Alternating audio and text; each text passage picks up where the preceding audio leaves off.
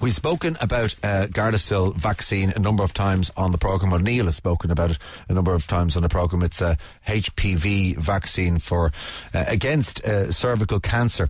We've spoken to people who in the past who have been very much against this. They feel that their children have had a terrible side effect or terrible effects from taking this vaccine. There's a peaceful protest this morning outside the Clayton Hotel. In fact, actually, I'm going to find out is that tomorrow or this morning. I think it's this morning, but Sean is on line one. Good morning to you, Sean. Good morning, Colm. Yeah, that's this morning, isn't it? You can hear, yes, at 11 o'clock. Okay. The Minister for Education will be coming to address the TUI conference here. So just outside the entrance, there's a protest in relation to the inactivity of either Department of Health, the HSE, in coming and addressing, as you in your introduction there outlined, what Niall had previously interviewed. Yeah. 220,000 girls already vaccinated. Officially, the official figure is 300 plus girls, because that's coming from the HPRA, that's not from our group, saying that they have been affected in some way. Officially it's a coincidence, but if it's a coincidence, how come these girls, by and large, before the vaccination, pre-vaccination, had no complaints and ailments, and suddenly post-vaccination they have been with doctors, from doctor to doctor and consultant to consultant, and when there was tests done, they found they had a crashed autoimmune system, which their whole vitamins and all of their vital necessary functions, they were no longer available, and tiredness set in, and some of them are in bed continuously. Some people here in Cork, as part of the protest today, it's a nationwide issue. I'm from the northwest myself, down at the conference, and have made contact with the Informed Parents group that operates in the Cork, Kerry, Limerick area.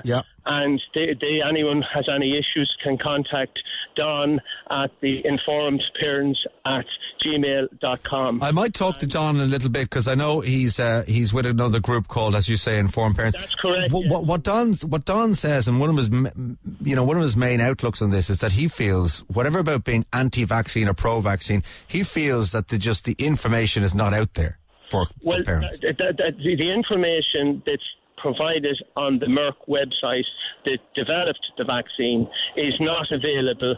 The full, complete information is not available on the HSE leaflet. And that's a contentious point with many people. And, in official Ireland, there's a one-page script, and you run to the one-page script. And neither the Minister for Health, the HSE, the HPRA that handles the complaint, the primetime programme done by Miss Rita O'Reilly in relation to it, if there's Dáil questions, which there has been numerous Dáil questions, the Minister gives the textbook one-page answer. So and it usually concludes by saying that this is a coincidence, that if there never was the vaccine, these girls would be suffering from these complaints. But is it not miraculous that all these girls suffer from the same complaint? Yet the HSE refused to accept that. Yeah, and they're acting on behalf of the Department of Health. And the difference between our group, which is the Gardasil Awareness Group, and Don's group, the Informed Parents, or the Regret Group, is that we believe that this decision was taken in Dáil Éireann to introduce it by the then government of Mary Harney being the Minister for Health, introduced it, and a lot of pressure from the opposition, who are now in government today, to have it introduced. And we believe the only people that can suspend it or seek investigations is Dáil Éireann, and they can hide behind, the HSE. The HSE are only the implementers of the policy. If they say in the morning, that being Dáil Éireann, we're withdrawing it, then they're only employees of the state. Do you know, Sean, how many girls are affected by this in a negative way, as in this vaccine, the Gardasil / HPV vaccine? Do you have a number of how many girls took it? The way I'd answer it, Colm, is this. is that, not being a medical person, it is accepted that there was 1,059 complaints to the HPRA, and Dr. Gilvari in the primetime programme acknowledged that there was 300 girls with incomplete or not sufficient information. Now, I don't know what that means, but that's an official figure. I would believe, Colm, that it's far higher than that. There's people, in my view, being led up the garden path. In our own case, in our daughter's case, we were going for 4 years down the food intolerance and food allergy route, and medically we were being tested. Our daughter was being tested, and we were told, you must go off dairy products. And yet her health continued to deteriorate. We sent her bloods out of the country after 4 years of wandering in the wilderness. So listeners out there, mothers and grandmothers, about their daughter, if their daughter is feeling tired, a buzzing in their head, continuous fatigue, and brain fog, please go to Dawn or to the Regret Group and make contact, and they will put you in contact with this institute in Europe, which will check their bloods and find out about their CD57 cells, because that's your autoimmune. So if I was talking to you, Colm, and your bloods were checked, then your readings would be about between 100 and 300. In our daughter's case, it was 53, which was way below the lower recommended level. So you have to build up the system with a lot of bacteria, unexplained bacteria in our system. So has the vaccine triggered or act as molecular mimicking, or what has happened? I don't know. And that group you mentioned there, who would test her blood, can they definitively say that it was the HPV vaccine which caused your daughter's problems? No, they cannot. All they can do is measure the autoimmune system and the bacteria in it. Yeah. It would have to be internationally done. There's tests that can be done to establish if you had, the position of the HSE is we, and the immunisation section would be, we have science on our side. How many times in the last 50 years has cutting-edge science being proven to be incorrect within 50 years, or reverse back in 50 years ago and what's now, if you move forward 50 years, the changes that can take place. So having science on your side doesn't mean you have the right answer. No, it doesn't. But I just wanted to get a handle on, you're saying there was about over 1,000 complaints about the vaccine. Do we know in what period of time that was? The direct period from 2011 to, say, the autumn of 2016. Okay, and now I'm not diminishing your issue and your daughter's issue and the tens and hundreds of other people who have a problem, but I would say, in percentage terms, that it's probably a very, very small percentage of girls have a bad reaction. That's correct. The official figure in Dog Questions is 220,000 girls have been vaccinated. But there's complex, when we're talking about the 300, I'm saying that there's possibly up to 1,000 that, just like in your listener area today, there's mothers out there and grannies out there that says, why is Mary so tired? She seems to be tired all the time, and it has only happened since she's got the vaccine. Now the HSE will say, well, she'd have had that anyway, even if she never got the vaccine. I know. Well, then have to go ahead and meet these girls. Like, the shocking reality is that the TDs are reluctant to get involved, because if you say anything against it, you're deemed as an anti-vaxxer. So even me talking to you today and Red FM broadcasting it, you'd be seen as promoting anti-vaccine. And we're not in that position. And do we make any claims that people shouldn't get the vaccine? But they should certainly get all the information that's necessary to make that decision. Well, even one person is too many, but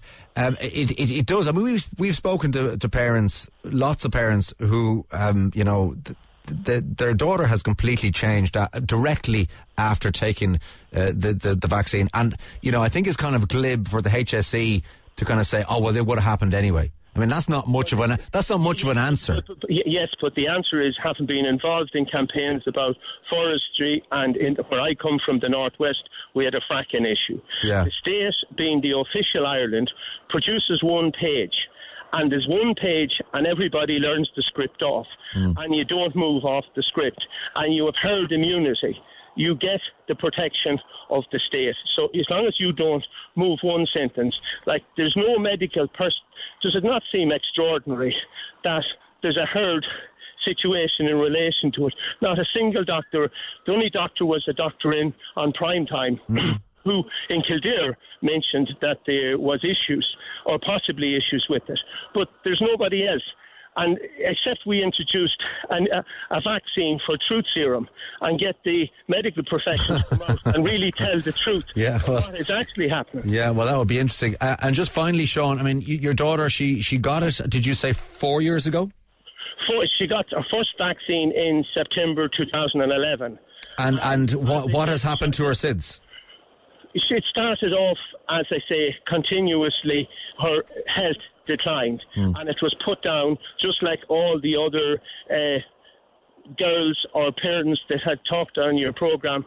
Her health continued, tiredness, continuous fatigue. But then, as I said to you in relation to the autoimmune, if your autoimmune system crashes, in other words, your B12, B6, vitamin D, vitamin C, and magnesium all starts to disappear out of your system. Why is that happening? The HSE doesn't want, there's nobody, they'll do their lovely pre-interviews and they will do it without being contested. If there was another professional on the line from the medical profession, it's very uncomfortable to have to deal with these questions. So if you can have a pre-recorded, easy, soft, there was an interview done on the Ray Darcy show with two doctors only last Thursday, and it was the softest interview with a few comments put in between it, and it was about vaccines in general. We're not attacking vaccines in general. We're attacking that there needs to be questions asked. Okay. Well, can I ask you? Just one point, Colm, is with these people who are so sure this vaccine isn't damaging them, when we went back to the hepatitis C and the blood transfusion, everybody was assured at that time that there was nothing wrong. And look what happened to all the women that suffered for years before the state, official Ireland, decided to say, well, maybe there is merit in it. Yeah. Well, I mean, I need to ask you, I mean, there is a decline in the HPV vaccine. I'm not sure if it's from campaigns like yours or Don's or is it media attention on it? Yes. But there certainly is a decline in young girls taking this vaccine. And the Irish Cancer Society would say that this is going to cause cancer and death among young girls going forward. Well, all I'll say about the Cancer Society, they do tremendous work, and there's a lot of research and work being carried out. But in this particular instance, the Cancer Society would do well to meet the girls. It's amazing that they too have, and remember, they receive considerable funding from a lot of pharma associated bodies in different ways, which, may I say, there's nothing wrong with it, but it begs the question, why would they, I mean, like there's between 60 and 90 deaths from cervical cancer per year, but it doesn't necessarily mean by giving the HPV vaccine that that's not going to continue. And the HSE came out talking about figures about Australia. When they were challenged on it, they couldn't stand over it because they were saying it was halved in a 50% reduction. That wasn't correct. In cervical cancer, that was it. And if they want to go back tomorrow on your program and discuss it, I'm willing and available to do so. Well, I spoke to Don Myers recently, and because he was tweeted by the Irish Cancer Society by I think it's a Dr. Robert O'Connor there, who we had on the program for for the other side, if you like, for the side of and we have no issue promoting the vaccine. I don't believe that Dr. Robert O'Connor met a single girl that has an issue with the vaccine. Okay. And I believe it's no more than me talking about some poor woman that is diagnosed with cervical cancer. It's a sad and tragic story. And in our own case, there's a distant relation of my own that passed away last year from it. So it's not that people are so cold and so callous, but there is questions to be asked. And unfortunately, the HSE and the Department of Health have said, no, we're not dealing with this. We go ahead with, say, for instance, the immunisation section had a presentation at the science conference in Maynooth Sunday week, and their idea was we will push on. And our main goal is to increase the percentage up to 80%. It wasn't to say, how could we deal with these girls? But just finally, Sean, as I say, the last time I spoke to Don, this is off the air. Don got in touch with the programme because Robert O'Connor from the Irish Cancer Society had tweeted, well, it's obviously a public tweet, it's in the public realm. He said to Don on Twitter, he tweeted saying, what is your religious affiliation got to do with your anti-vaccine stance? So he was calling into question Don's religious beliefs, his religious background. I don't know what that was. Now, I called the Cancer Society for comment on this. At the time, I didn't get a comment on it, and actually it never went to air. But they're welcome to come back to me with an answer for that if you want. Yes. I don't know what his religious beliefs has got to do with this. Well, the implication, I presume, of that is it's some sort of a right-wing group pro-life coming out and saying. I presume I can't speak for Don Dr. O'Connor. Yeah. I don't think he's a medical doctor. He's a farmer. He's not a medical doctor. Okay. So first of all, I think he's just into research. He's a research doctorate, but it's not a medical practitioner.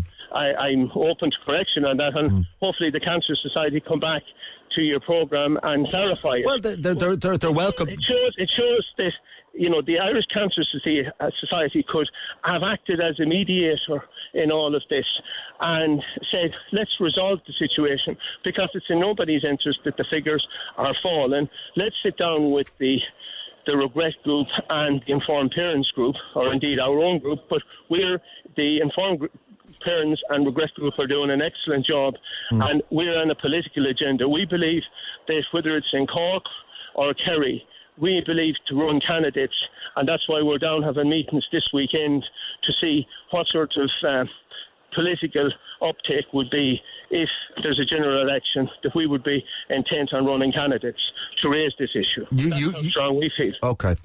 Well, listen, you're outside the Clayton Hotel as we speak. There's anybody going by and sees the picket, any of your listeners, that they're welcome to drop in and also beat their horn and pass them by. You can hear the traffic as we're passing by here, I think. Okay. So thanks very much. No problem, Sean. Stay in touch. Let us know how you get on in regards to your daughter, okay? Thanks very much, Colm. Good luck. Okay, Mairead, is on line 2. Morning to Mairead. Good morning, Colm. You heard my conversation with Sean there, very concerned about his daughter, feels that she was affected by Gardasil. What's your own opinion? Well, I've been following the vaccine since 2006 when it was first licensed in the States. And shortly after that, the reports of side effects started coming in. There were even some reports of some deaths of girls in the States following the vaccine. Right. And it has never been proven safe for little girls, according to the National Vaccine Information Centre in the States, who are the watchdogs on vaccines. The vaccine was fast-tracked. And the girls that took part in the clinical trials were not 12-year-old schoolgirls. They were 16, on the pill, and sexually active. Right. Okay. So there's a whole lot of things. There's a Dr. Diane Harper who was invited by the drug company to design the clinical trials for both Gardasil and Cervarix. That's the GlaxoSmithKline one. And she maintains as well that it's not safe, And have you or a member of your family been affected by this? No, but you've just taken an interest in it. Just interested in vaccines in general. I'm just, as I said, because as I was saying to Sean, look, one is too many. If this vaccine has affected anybody and has ruined the lives of a young girl, I think it's outrageous the way they're being treated by the HSE and the TDs and ministers that go along with it. I mean, this is not unique to Ireland. There's thousands of girls affected in a newspaper article in 2015 in the UK Independent, and they got their information through the Freedom of Information in their own country, thousands of girls affected. Every country where it's used, we get the same problem. So it's not just a huge coincidence. I mean, we have girls with seizures constantly, that ambulance is being called for them, and every time they have a seizure, that's weakening their heart. But I'm not saying that is not happening. Clearly it is, okay? We've spoken it's happening on the PE floors in the school. Girls are collapsing, right after, the minute after getting the vaccine. But while, Mairead, while that needs to be said, absolutely, it needs to be highlighted, and if groups like Regret and like Informed Parents, they feel like they're being kind of marginalised by the HSE and also the political system, it needs to be said. But I'm just trying to get a handle on the percentages. I mean, if you're talking about over a 5-odd-year period of 220,000 girls getting it, the amount of girls who have bad side effects are pretty small. Am I right in saying that? Not. No, they're not. They're not for a small population like us. Yeah. Okay. And, it's been happening in Denmark, which would have a similar population. Yeah. Places like that. And they have clinics for girls to be treated there, I believe, who have got the side effects. No vaccine comes without side effects. The parents are not being given the patient information leaflet, which lists the more possible serious side effects, which are the ones that the girls they're representing with it. But come here to me, and just finally, Mairead, as well. Parents, that's very wrong. Pardon me? It's very wrong that the HSE. If you buy a packet of tablets in Tesco, you get a patient information leaflet in the box. They expect parents to sign a consent form without giving them the full information on what could happen. Yeah. Yeah, I mean, well, I think a lot of they need to go to why are GPs not given this vaccine? Why is it just done in a school where nobody can see what's going on? It's not right. In the States, it's done in the doctor's surgery. And the uptake over there, seeing as we're talking about it, is just barely over 40%. Yeah, reports of side effects. I think a lot of the parents involved feel like they're being made out to be a bit mad. No, they're not mad at all. It's the bullies who are trying to bully them, think they can get away with it. And why are the Irish Cancer Society not telling women that if you take the pill for 5 years or more, you have a higher risk of getting cervical cancer? And no vaccine is going to save you from that. Yeah. Well, as I say, a lot of the parents we've spoken to feel a little bit like, as I said, that they're being, that their concerns. They feel they've. Here, Colm, other countries have vaccine compensation because they know, like even doctors will admit that vaccines aren't 100% safe for everybody. And, you daren't open your mouth. It's treated like it's the holy grail of medicine. Well, what would you say, Mairead, to the people who, whose lives could be saved by this vaccine? Surely it's doing some good. As I say, there's no proof that it's going to save anybody. The person that should be interviewed on in the Irish media is Dr. Diane Harper, because she's a HPV virus expert and was involved in the clinical trials. And she would never say it was safe for everybody. Okay, well, we'll see if we can talk to her. I mean, just finally, Mairead, because I know you had an interesting point. A lot of the girls here in Ireland who are taking this HPV vaccine or are given this HPV vaccine, get it at around 12 years old. Is that correct? Correct, yeah. And it would last for 5 years. 5 years. Dr. Diane Hart, 5 or 7 years. There have been no studies to prove that it can last any longer than that. Okay, and when is the smear test available to young women? 25, but a doctor can write a prescription at age 16 for a girl, even though the age of consent is 17. For a smear test? No, you have to wait. Even if you're on the pill from 16, you cannot get a smear test under the national smear check until you're 25. Why not? That sounds ridiculous. Yeah, I'm very concerned. I read a lot of articles in the UK papers where a number of young women around the age of 25 have died from cervical cancer because they could not access a smear test from the NHS because they said they were too young. Now, there's something very wrong with that, even though they were having all the symptoms that can lead up to cervical cancer, like irregular bleeding and other things. They were just... there's one girl in Wales, aged 18, who got cervical cancer, and in a BBC report in South East Wales, I think it is, I could send it in to you, she said that she got the preventative injections in school, so she never thought she had cancer. And she had to go through all the chemo and everything and was made infertile. And the outcome of her story is her mother became a surrogate for her grandchild. But there seems to be a kind of, even if you were, Mairead, even if you were pro-vaccine, to use there's probably a better term for it, but even if you were in favour of getting this vaccine, there's still some, Mairead, 2 seconds, please. You can be informed without, Mairead, you're not anti-vaccine. Can I just make the point? Can I just make the point? Even if you were pro-vaccine, you were informed and you said, I want my daughter to have it. There still seems to be a big gap between this vaccine, a HPV vaccine, and a smear test. There seems to be a big gap there.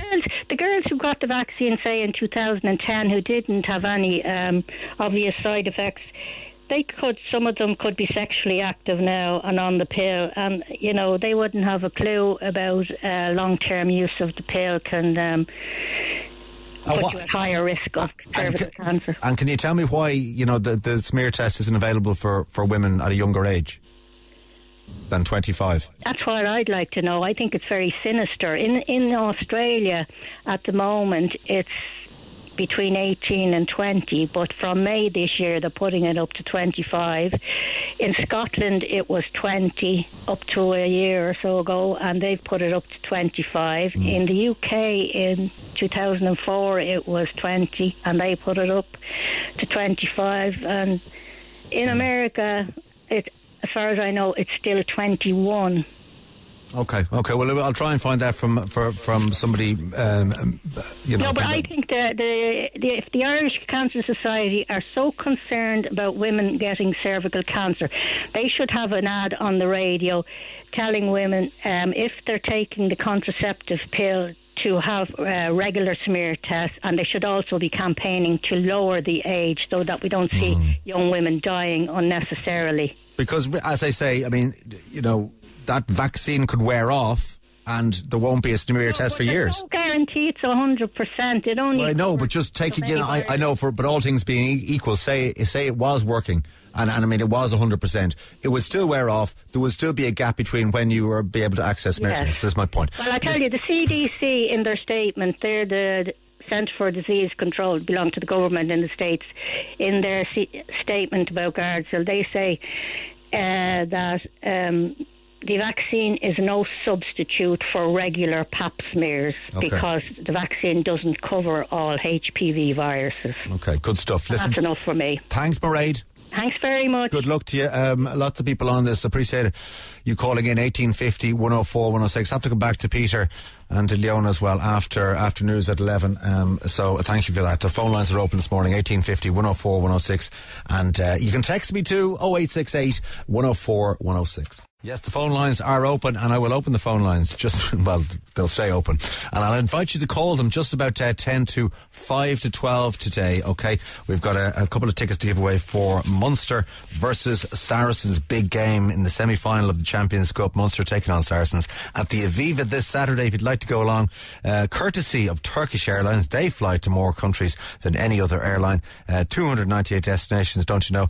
120 countries. TurkishAirlines.com. I've got 2 tickets to give away. Fairly easy, standard kind of question from kind of Munster rugby, and we'll do that around 10 to 5 to 12 today. So if you're a Munster fan or rugby fan, keep it right here. It's Cork's Red FM. We're talking about the Gardasil HPV vaccine,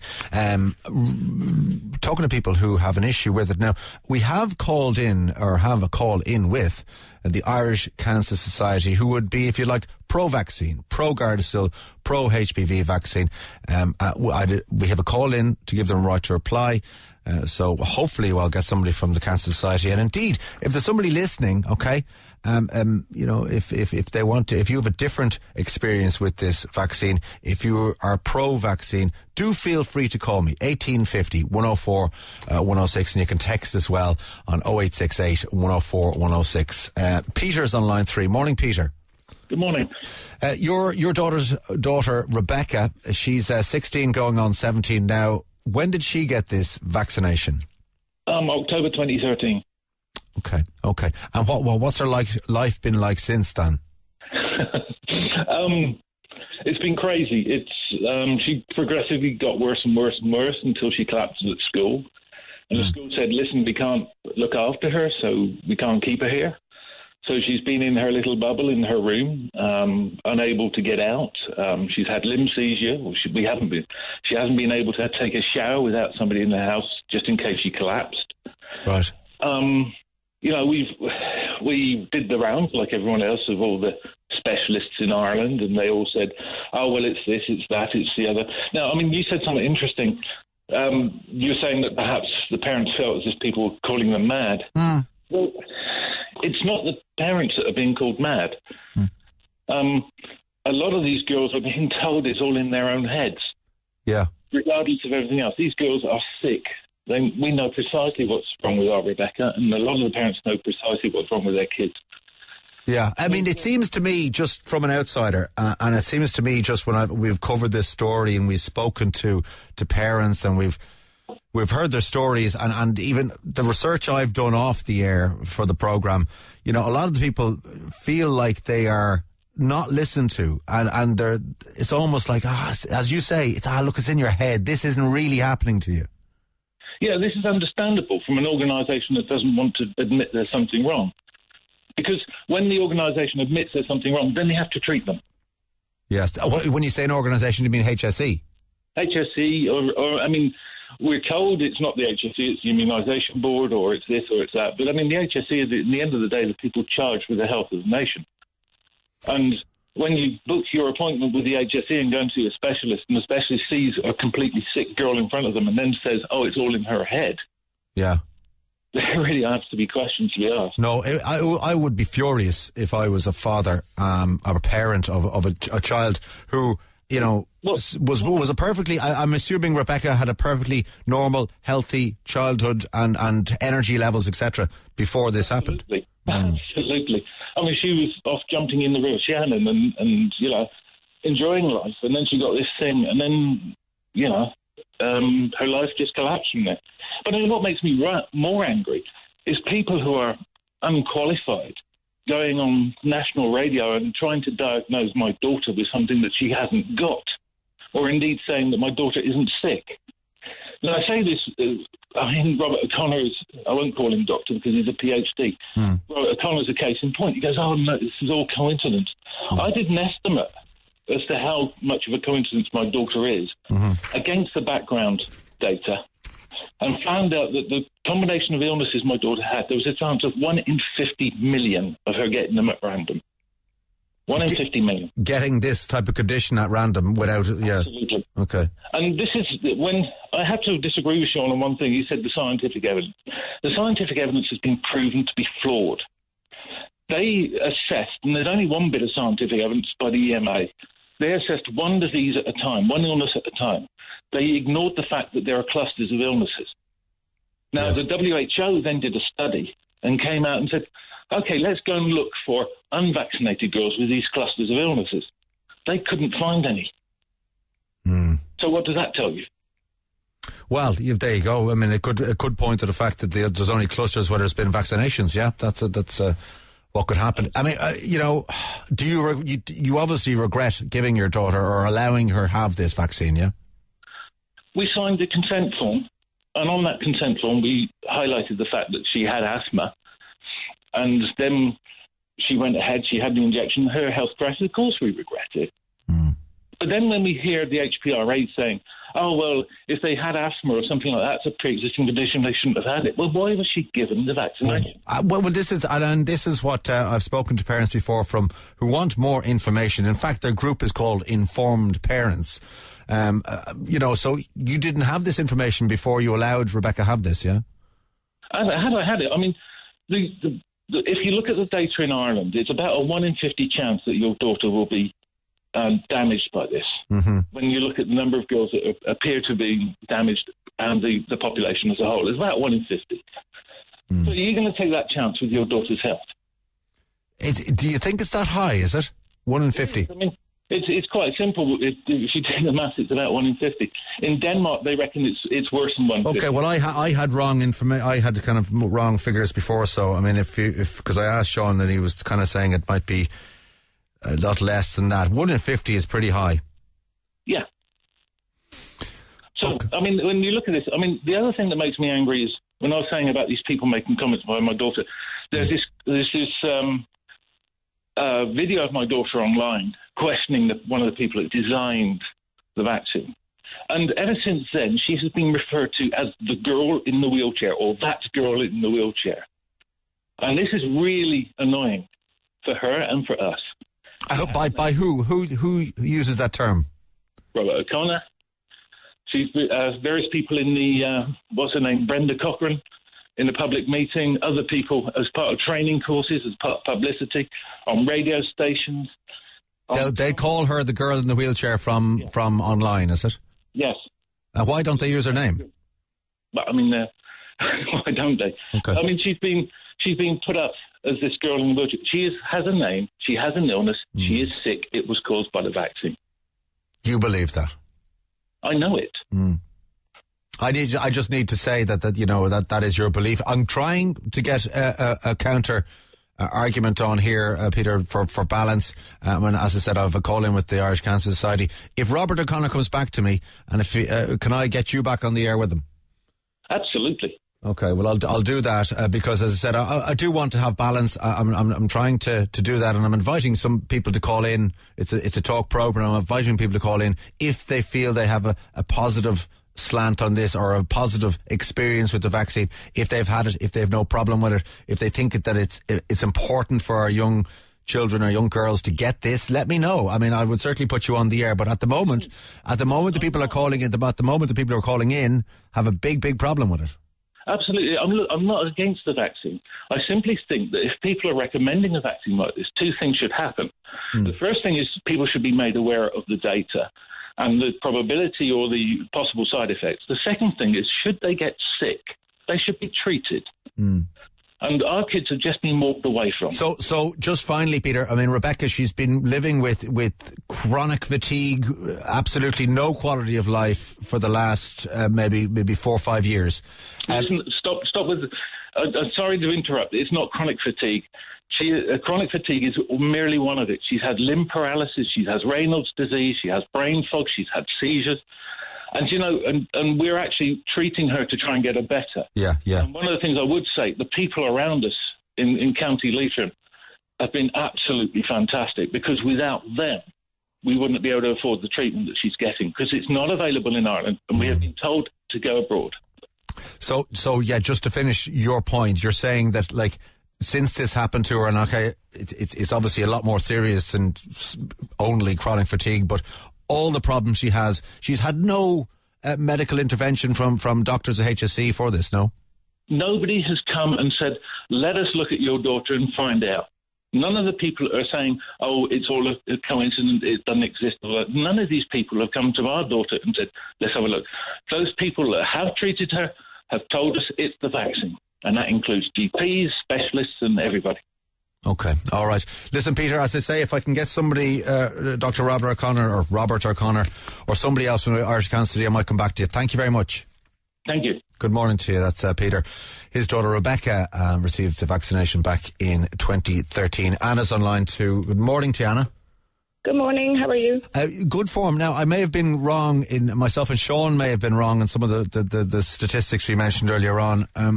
Would you like to correct that? Yeah, just to correct the figures, 220,000 Irish girls were vaccinated with the HPV vaccine. If you take what Sean mentioned, there's 1,000 reported adverse events to the HPRA, which is the Irish reporting body. That makes 1 in 220. But if you look at what Joan Gilvari from the HPRA stated on prime time, she said at least 300 girls are unresolved. And I've gone through the HPRA system and I counted 350 who had a long list of side effects reported. I'm talking about seizures, limb paralysis, muscle fatigue, neurological problems, intercellular bacteria, alopecia, etc. So it's clearly not just one symptom, and severe headaches is one that comes all the time. But that would make 1 in 600, or if you base it on the regret figures, for over 400 girls registered, that would make 1 in 500. So, that's a substantial number. And we have to take into account as well that there's 47,000 reports of injuries following the HPV vaccine on the various reporting systems in the States. Yeah. I think there's 13,000 on the European system. There's over 2,000 girls in Denmark. In Spain, 2 weeks ago, a family was awarded compensation in the court for causation link for a girl who was asthmatic, like Rebecca. And this family, it was judged that there was a causation link in their case, or that it contributed to her death, and this poor child died. So, come on, HSA, look at these girls, investigate them. You can't keep saying that this is a coincidence. It's getting ridiculous at this stage. Well, it's a bit embarrassing to say it's a coincidence. It really is. It's duty of care. And, I'd like to ask Richard Bruton as well, who is arriving at the TUI conference today, I think. In Cork, yeah. Happy that the incomplete risk information is distributed through his schools. Where is his duty of care for these girls? The vaccine is given in the schools. We know that many children suffer instant seizures following this vaccination. And whether it's 1 in 500 or 1 in 600 or 1 in 220 or 1 in 50, it really is irrelevant. These are our kids. There's one of these kids, Yeah. Come on. But part of the problem here is that there are no official statistics, because if the HSE, etc., if they're trying to tell girls like Rebecca, etc., that it's in their head, they're not collating official statistics on this. No, but what we do know is that there are stories emerging from all over the world with 10,000-fold teenagers who suffered exactly the same cluster symptoms. And we do know that the WHO issued a strong warning in a report at the Uppsala Institute very recently, where they did establish that cluster symptoms are much more prevalent after this vaccine.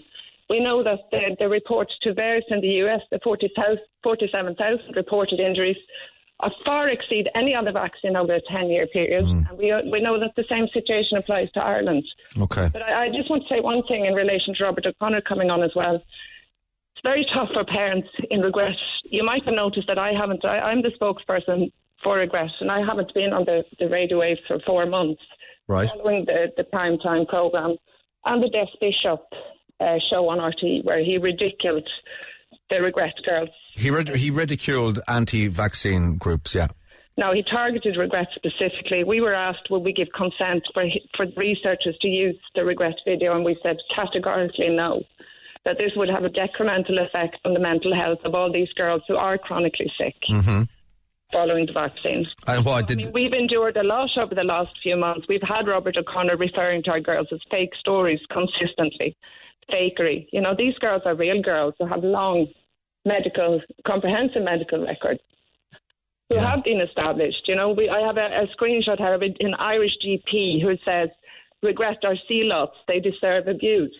We are parents of sick children.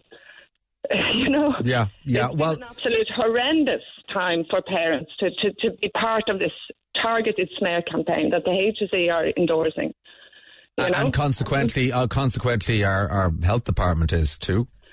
Yeah, but how can you target parents of? We're all parents. Regret isn't an organisation headed of, a couple of people who have made it their business to create a group. We are all parents struggling to find a cure for our kids. Mm-hmm.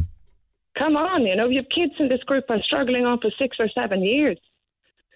And we all support each other. And there's report after report of girls in the group who are landing in the hospital with seizures, cracking up their head as they're falling into the pavement. You know, there are injuries all the time. Well, listen, if I get Dr. Robert O'Connor or somebody from the Irish Cancer Society, I might get you back on as well, Anna. Is that all right? Absolutely. I think he has a lot to answer for in terms of how he's targeted these girls and using phrasing such as quackery and anti-vax. Clearly, we're not anti-vax. And he said fake. If we were anti-vax, we wouldn't be in this situation. He said fake stories. Yeah. Okay. Well, listen. His line now, and the HSE's line. They refer to Rebecca as the girl, the emotive story. Yeah. Well, it's worse than that. The emotive story in the wheelchair. You know, I mean, have they no heart in their body? Why are the HSE not investigating these girls and rescuing their vaccination program in the process? Yeah. They have to establish who is going to be susceptible to side effects and then deal with it. And make sure parents are fully informed. You know, I think that's the least they could. Yeah, exactly, and cared for. And if you're down there at the TI, you should ask Richard Bruton, is he happy that the HSE are distributing only partial risk information or no risk information? Because all they say is, you know, a little bit of a sore arm. Well, that's a little bit tough to hear when you have a child who suffered 25 side effects over 6 years. Okay. Well, listen, I put a call into the Irish Cancer Society. It's around about 11:15, I would say. I know it's short notice for them, but they are asked to come on. And I mean, because I know the last time we you know, I think we got in a lot of hot water for not giving adequate right to reply to the other side. So I'd like to say now that they have plenty of time to get back to us and get on the radio and get a right to reply if they wish. And I would certainly put some of these issues to them. And just one last thing on the issues. I mean, these side effects are acknowledged by the manufacturer, Merck, on their own patient information leaflet, the one that we don't get in our school packs. Right. So it's not like these girls are suffering exactly with what the manufacturer has established could happen. Okay. And I mean, considering the Irish Cancer Society are also receiving over 50,000, I think, in 2015 from Sanofi, the license holder, you would question whether there's a bit of a conflict of interest here. Okay. Listen, Anna, I'll come back to you. Thanks a million. Thank you. Bye.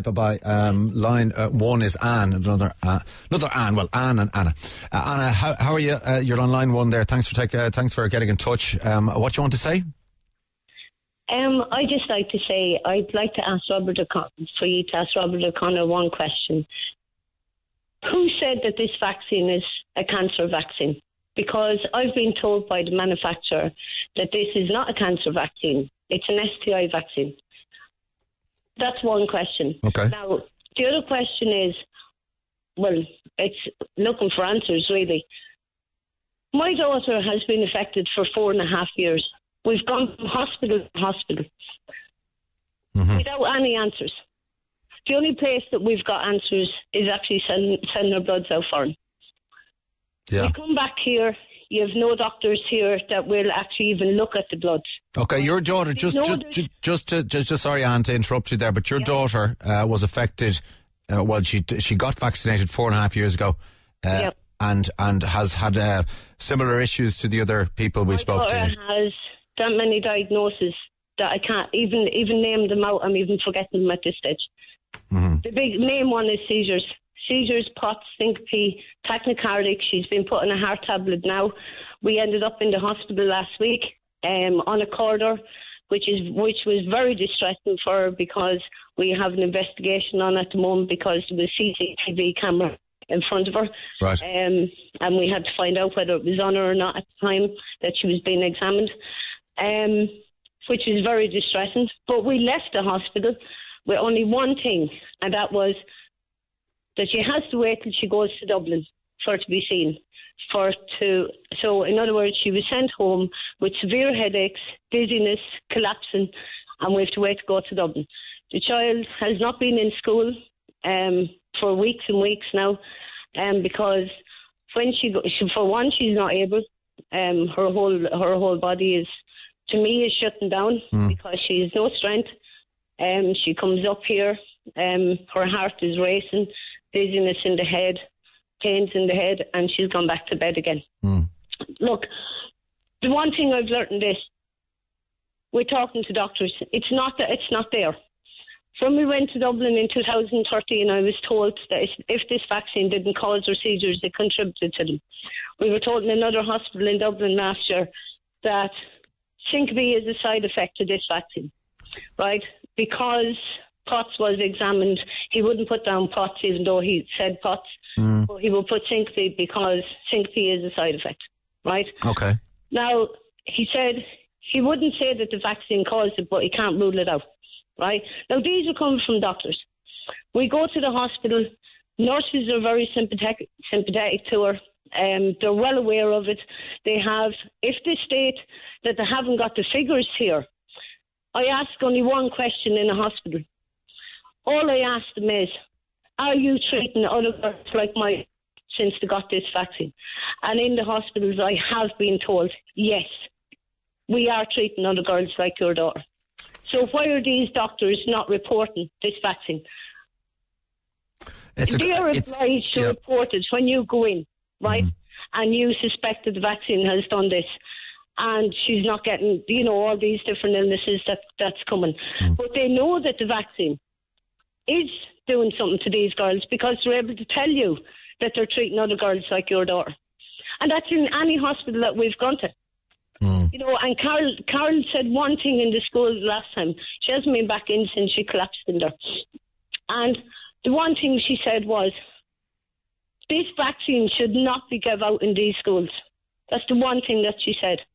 Because, for one, it's a danger to these girls that's taking seizures in there. And we know the story of some girls where they're collapsing. Your daughter said this, was it? Oh yeah, she said it shouldn't be given out in schools. Okay. It's not an environment.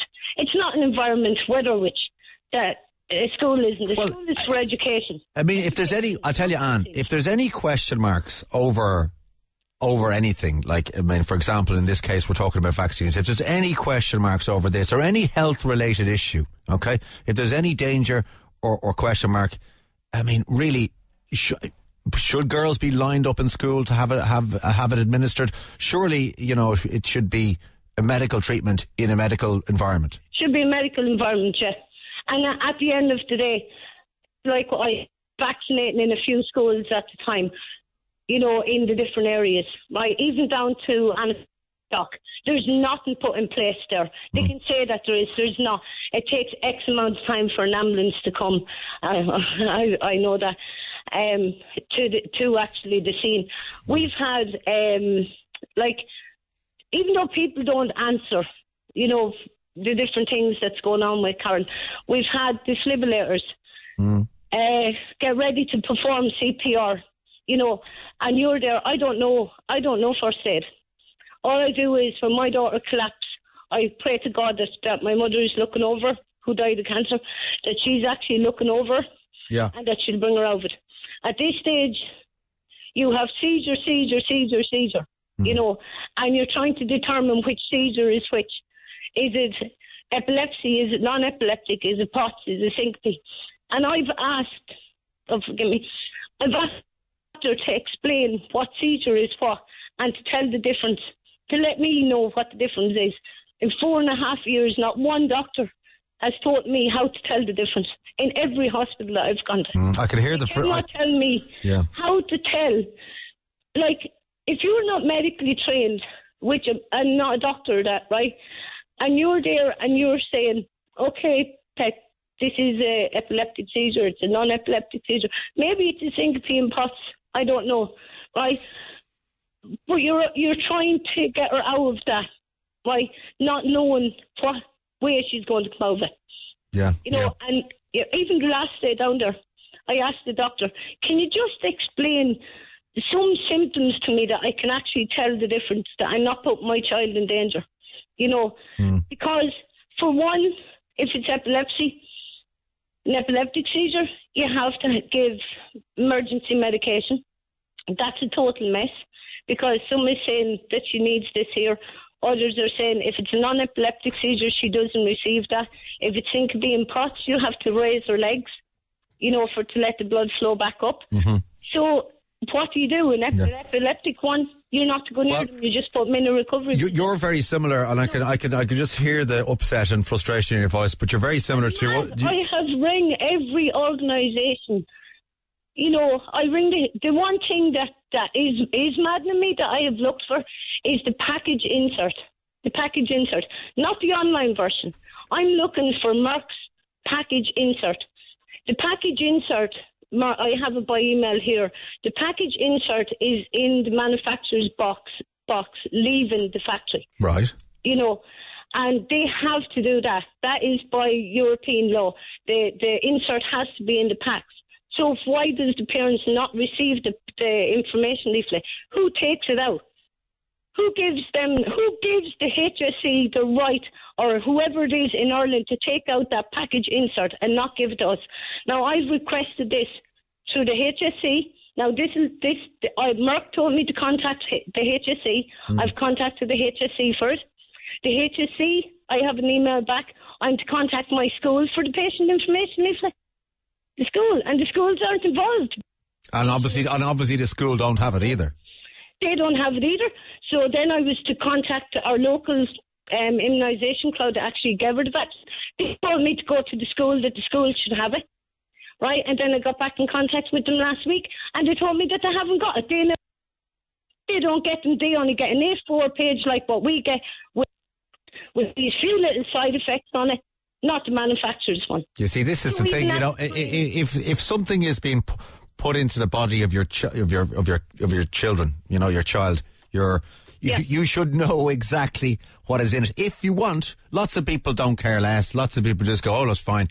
But if you want to know exactly what has been injected into your daughter, you should be able to find out. You're entitled to it.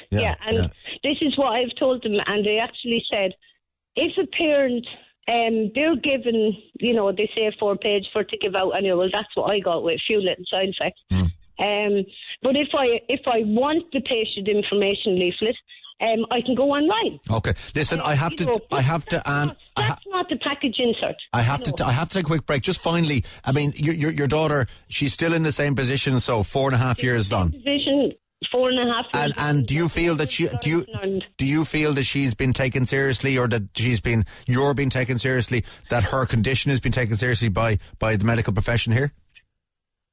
It is by some doctors now and nurses, yeah. Okay. Since we've spoke out, yes, she has been so badly affected by some doctors, and it's going to take a long time for her to gain any trust in a doctor. Okay. Proper trust to talk to them. We've met some nice doctors now in our local hospital who have sat and listened to her. Okay. And that's all these girls want. Okay, listen. To sit and listen to them. Okay, thank you, Anne. Understand what they're saying to them. Thank you, and it's not in their heads; it's in their bodies. Their full bodies are affected. No, absolutely. Well, listen, I mean, it's bad enough to have a reaction like this, but it's insult to injury to not be taken seriously. Thank you very much, Anne. Thanks very much. Take care. Bye-bye. There's a protest this morning outside the Clayton Silver Springs there. The Clayton Hotel, formerly just the Silver Springs down in Tivoli. The Minister for Education, Richard Bruton, will be at the TUI conference down there.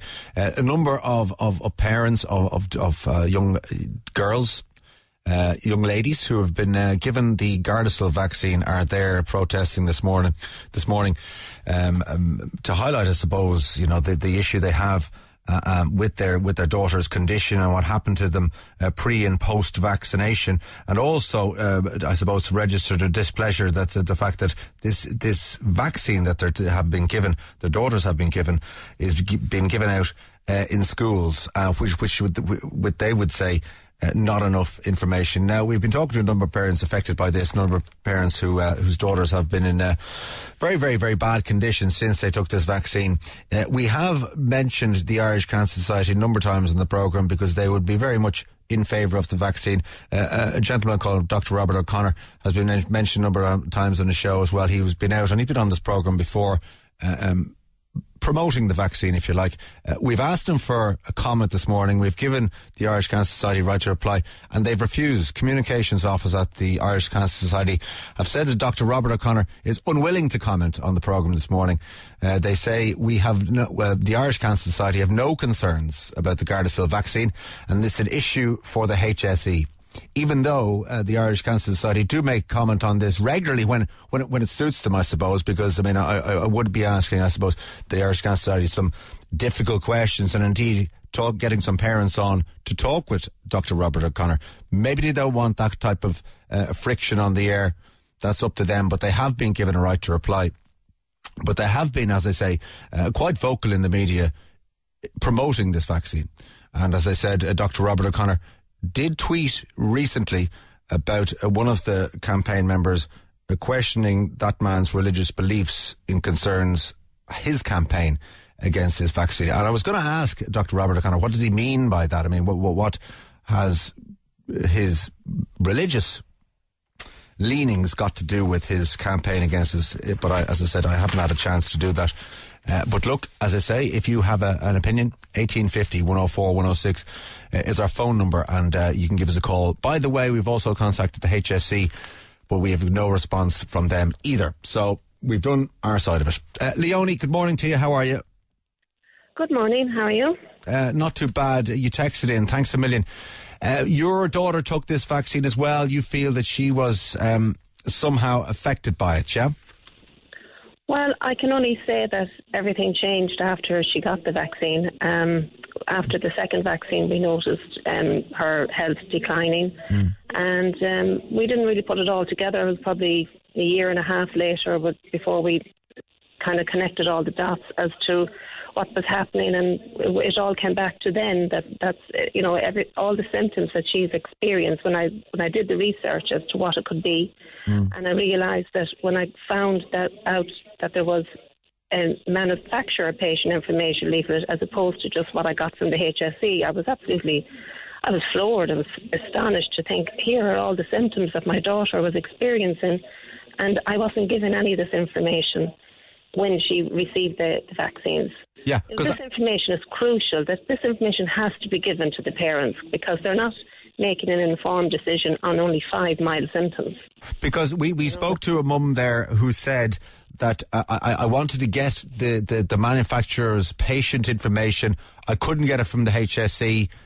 I couldn't get it from the manufacturer. The HSE told me to go to the school, and she could never get it. Where did you get this information from?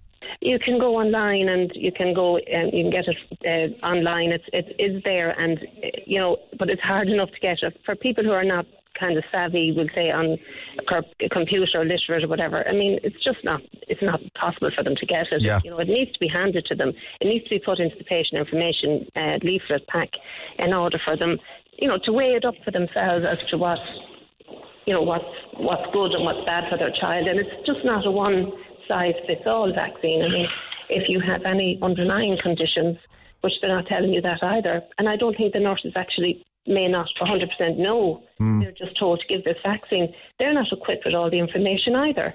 And just the whole thing around it is like, I mean, when I went to look to find the information, I had a long road to find where I could get what I had signed, because I just hadn't kept a copy, and all the guilt that I feel about this, I mean, for giving it, and then I didn't even have a copy of what I had signed. I mean, and then I had to go to the school, and they didn't have it.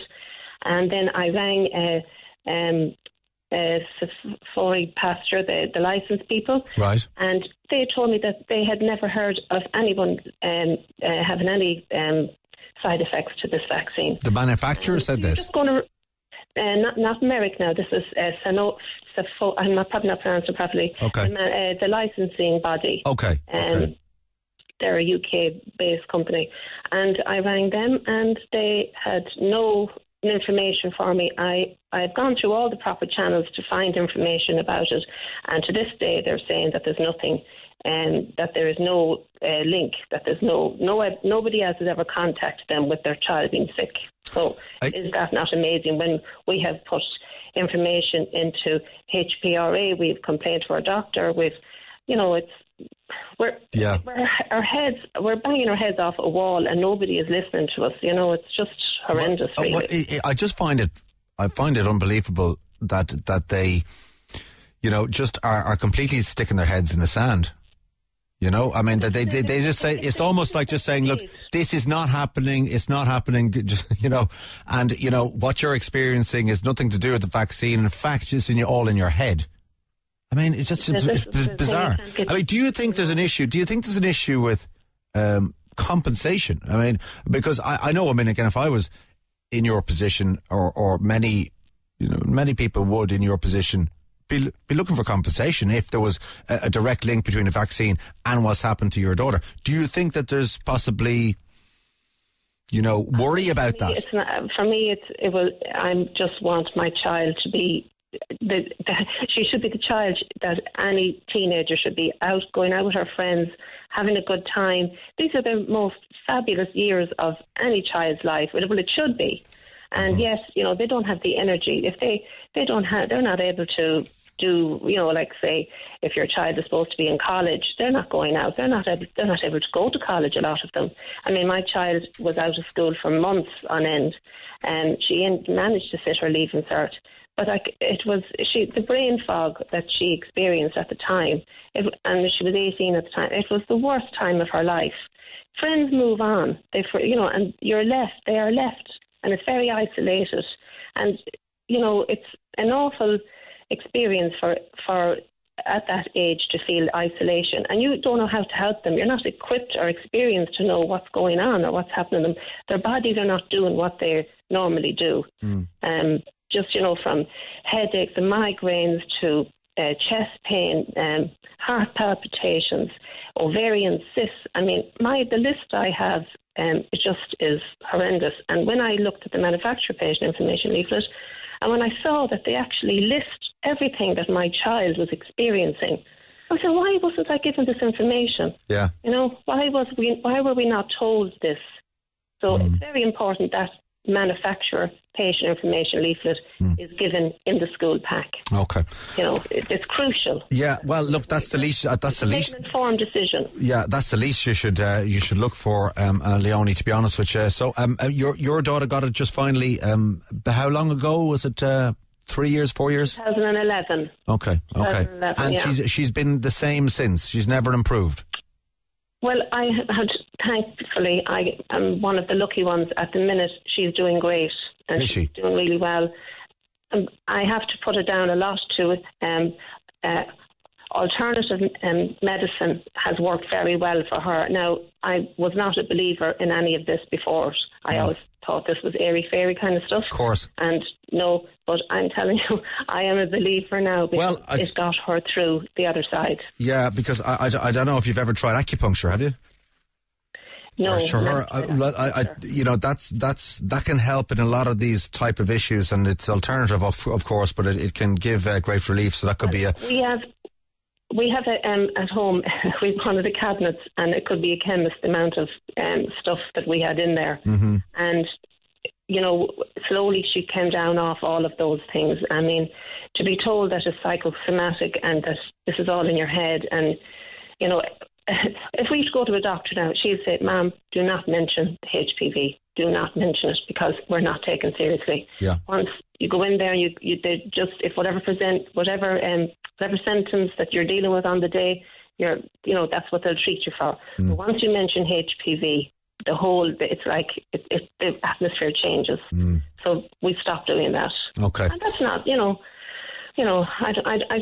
don't know what to say, but I mean, it's not fair for the girls not to be taken seriously, and all we want is them to be investigated. If they continue to do what they're doing and giving out a vaccine with this, to me, is like putting a blindfold on, because they don't know what's happening. They don't know what's going on in these people's lives, what they're dealing with every day, the pain these girls are suffering. They have no idea until they investigate, and until they investigate, then that's the only answer to all of this. Okay. There has to be an independent investigation. Yeah, certainly. And it's not just in Ireland, it's all over the world now. You can see for yourself. I mean, you're hearing it every day that there's girls now ending up in wheelchairs and not able to walk. You know, they're losing the power of their own bodies, and they don't know what's happening to them. This is not normal. Okay, Leonie, thanks for getting in touch, and good luck, and stay in touch as well, and good luck to your daughter as well. Thank you. Thank you. Bye-bye now. 1850 104 106. Our phone lines are open. Our text to 0868 104 106 on Gardasil from Valerie. Almost 7 years since my daughter got the Gardasil vaccine and now suffering chronic illness. You would think that one's parents report to the HPRA, the regulatory body, that some of these girls' health issues would be investigated.